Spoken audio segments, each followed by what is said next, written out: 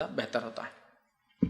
جی السلام علیکم ورحمۃ اللہ. چونکہ آپ نے ایک حدیث یہاں پر کہا فیض بھائی کہ حضور صلی اللہ علیہ وسلم نے فرمایا کہ ہمارے امت میں سے 1000 لوگ اگر اللہ تعالیٰ ایسا فرمائیں گے کہ وہ جہنم میں جانے والے ہیں تو ان میں سے 999 جہنم کو جائیں گے اور ایک جنت میں. شاید اس کے بعد حضور صلی اللہ علیہ وسلم نے صحابہ کو یہ بھی کہا ہے کہ ان میں سے 999 یاجوج ماجوج میں سے ہوں گے اور ایک ہماری امت میں سے. تو میرا سوال اصل میں یہ ہے کہ جیسے آپ نے فرمایا کہ اللہ تعالیٰ کا ڈر جس میں ہو, چاہے وہ نان مسلم ہو, غیر مسلم ہو یا مسلم. یہاں پر میں زیادہ تر غیر مسلمانوں کے بارے میں آپ سے پوچھنا چاہ رہا ہوں کہ اگر ایسا ہے کہ جس کے دل میں اللہ کا ڈر ہو, اللہ اسے ہدایت دیں گا, تو اگر ہم کو کیسے پتہ چلے گا کہ یہ غیر مسلم ہے اور یہ اللہ سے ڈرتا ہے, اللہ کا ڈر اس کے دل میں ہے, تاکہ ہم جا کے اس کے پاس اللہ کا پیغام پہنچائے اور ان پہ محنت کرے تاکہ اللہ تعالیٰ ان کو ہدایت دے. جزاک اللہ خیر. بھائی کے سوال کا پہلا حصہ تھا کہ وہ جو حدیث ہے 999 1000 میں سے 999 جہنم میں جائیں گے, پھر آپ صلی اللہ علیہ وسلم نے فرمایا. تو دیکھیے ایک روایت تو ایسی ہے کہ آپ صلی اللہ علیہ وسلم نے جو یہ حدیث جامع ترمذی کی ہے کہ 1000 میں سے 999 جہنم میں جائیں گے, صحابہ بہت رو پڑے. دوسری ایک روایت میں الفاظ جو صحیح مسلم میں ہے کہ آپ صلی اللہ علیہ وسلم جب آسمان کی سیر کے لیے گئے تھے تو آدم علیہ السلام کو پہلے آسمان پہ دیکھا. آدم سیدھے ہاتھ پہ دیکھتے ہیں تو خوش ہوتے ہیں, الٹے ہاتھ پہ دیکھتے ہیں تو روتے ہیں. پھر آپ صلی اللہ علیہ وسلم نے پوچھا جبرائیل سے یہ کون ہے, تو بتایا کہ آپ کے جد اعلیٰ ہے, آپ کے والد آدم علیہ السلام ہے. آدم علیہ السلام نے کہا آؤ پیارے بیٹے, ملاقات کی, آپ نے سلام کیا, آپ نے سلام کا جواب دیا. اس کے بعد ملاقات ہوئی. پھر جبرائیل سے پوچھا کہ یہ سیدھے ہاتھ کی طرف دیکھتے ہیں تو خوش ہوتے ہیں, الٹے کی طرف روتے ہیں. تو کہا جبرائیل علیہ السلام نے ان کو سیدھے ہاتھ کی طرف ان کے جنتی لوگ بتائے جاتے ہیں جو ان کی اولاد میں سے ہوں گے, اور الٹے ہاتھ کی طرف یہ اپنی نسل میں سے جہنمی دیکھتے ہیں تو رو پڑتے ہیں, مایوس ہو جاتے ہیں. تو آپ صلی اللہ علیہ وسلم نے پھر بیان کیا صحابہ کو کہ جو ہے 1000 میں سے 999 جو ہے آدم علیہ السلام کی نسل سے جو ہے جہنم میں جائیں گے. تو صحابہ نے کہا اللہ کے رسول یہ تو بہت خطرناک بات ہے. تب اس حدیث میں اضافی الفاظ یہ کہ خوش ہو جاؤ 999 یاجوج اور ماجوج سے ہوں گے اور ایک تم میں سے ہوں گا. ٹھیک, لیکن کچھ روایتوں میں بات آ کے یہاں ختم ہو جاتی ہے. اور اگر آپ پوری انسانیت کا انالیسس بھی کریں, فل ہیومینٹی کا, ٹھیک, تو آج مسلمان کتنے دنیا میں گزر رہے ہیں؟ 130 کروڑ, 140, 150 کروڑ سمجھ لیجیے. دنیا کی آبادی 700 کروڑ ہے. تو 700 کروڑ میں سے صرف 150 جو ایمان والے ہیں, تو آٹومیٹیکلی ریشو دیکھیے اب کیا ہو رہا ہے. 700 کروڑ میں سے ان 150 کروڑ میں سے کتنوں کو آپ توحید پرست سمجھتے ہیں؟ اکثریت تو ایسی زندگی گزار رہی ہے کہ مسلم اور غیر مسلم کا فرق بھی نہیں سمجھ میں آتا کچھ تہذیبوں میں, تو سوائے رنگت کی اور کچھ ٹریڈیشنل ڈفرینسز کی. رنگ کا ڈفرینس ہوتا ہے, ایک ہرا اور لال کا فرق محسوس ہوگا, آڑے اور کھڑے کا فرق محسوس ہوگا, باقی کچھ باقی تو کبھی تو فرق بھی محسوس نہیں کر پائیں گے کہ یہ مسلمان ہے. سمجھ رہے آپ ہے نا؟ تو کتنے لوگوں کو امید کرتے ہیں آپ کہ وہ توحید پرست ہوں گے؟ پھر توحید پرست اگر وہ دعویٰ کرتے ہیں تو کتنے لوگ ہوں گے جو فرسٹ فیز میں جنت میں جائیں گے؟ اگر ویسا بھی اگر ریشو نکالے بہت قلیل تعداد ہے یہ. دوسرا, کچھ محدثین اس کی شرح ایسی کرتے ہیں کہ یہ تمثیلاً مثال کے طور پہ کہا گیا ہے, واللہ عالم, مطلب میں تو اس کو یقینی طور سے 1000 میں وہ, لیکن کچھ مثال کے طور پر کہ بہت سارے لوگ جنت جہنم میں جائیں گے اور بہت اقلیت میں لوگ پرسنٹیج وائز جنت میں. یہ معنی بھی ہو سکتا ہے اس کا, واللہ عالم جو بھی ہے. لیکن ایک حدیث تو یہاں ختم ہو جاتی, دوسری میں اضافہ ہے یاجوج اور ماجوج سے ہو. لیکن صحابہ کا خوف کھانا, اس پر ڈرنا, اس چیز کی دلالت ہے کہ انہوں نے اپنی نفسوں کو اس میں لیا. باقی واللہ عالم اس کا کیا معنی ہے. دوسرا معنی سوال کیا کہ جیسے میں نے کہا جو اللہ سے ڈرتا ہے وہ ہدایت کی طرف آتا ہے, تو اگر کوئی غیر مسلم ہمیں کیسے پتہ چلے اللہ سے ڈرتا ہے تاکہ ہم اس تک اسلام کا پیغام پہنچائیں؟ دیکھیے خشیت الہی, اللہ کا ڈر اور خوف ہونے کی ایک علامت انسانوں میں, چاہے وہ یہود ہو, نصارہ ہو یا کوئی اور مذہب کا ہو, ایک علامت یہ ہے کہ وہ اچھائی کا حکم دیتا ہے اور برائی سے بہت ڈرتا ہے. مطلب مثال کے طور پر غیر مسلم ہے پھر بھی جو ہے شراب سے اپنی نفس کو بچاتا ہے.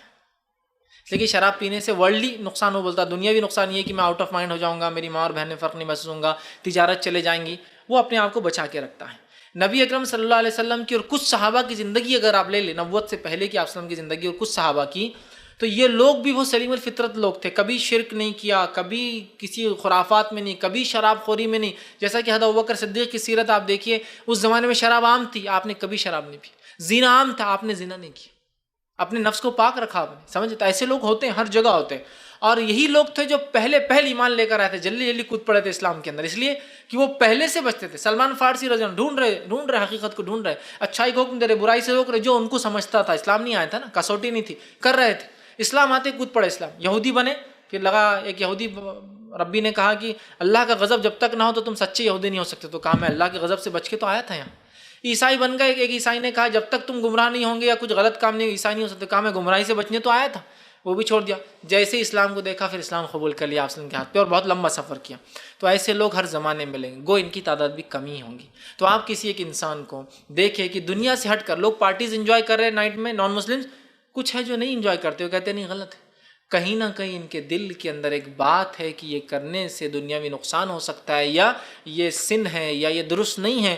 آپ سمجھ جائیے ان کے اندر کچھ نہ کچھ اچھائی کا مادہ جذبہ ہے.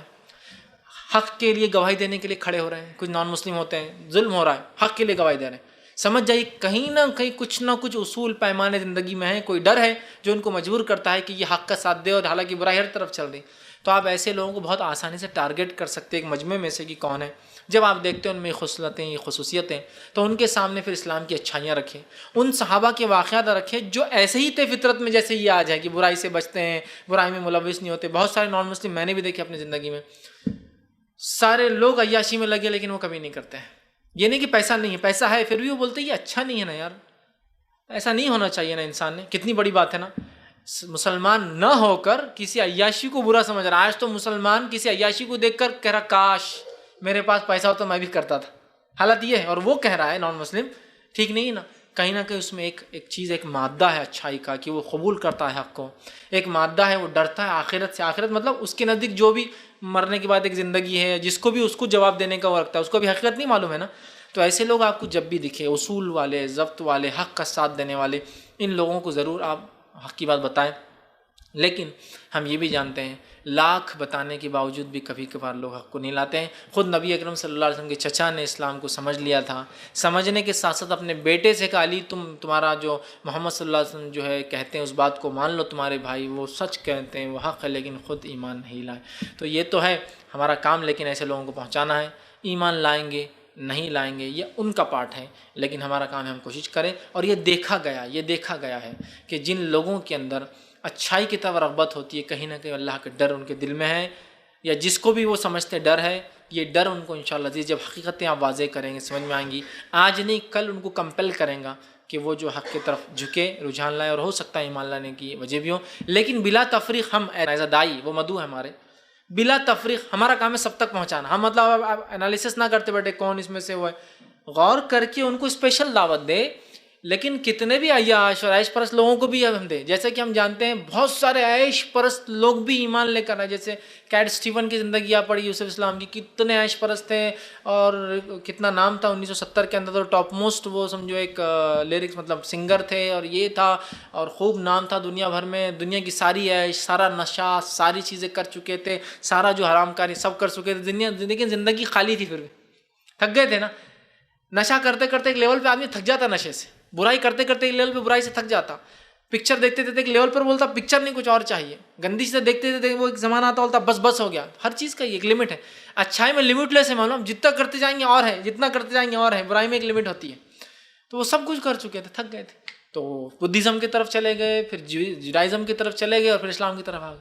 تو ہم بلا تفریق ہم تو سب میں دیں گے, لیکن کچھ ایسے اچھے لوگ ہوتے ہیں ہم ان کو ٹارگیٹ کر سکتے ہیں, اور ان تک پیغام جو ہے پہنچا سکتے ہیں اسپیشل. ورنہ ان جنرل ہمارا کام ہے کہ اسلام کا پیغام ساری انسانیت تک ہم پہنچاتے رہیں. چونکہ ہم دل کے حال جانتے نہیں کس سے کیا ہے, لہٰذا ہمارا کام سب کو ہے.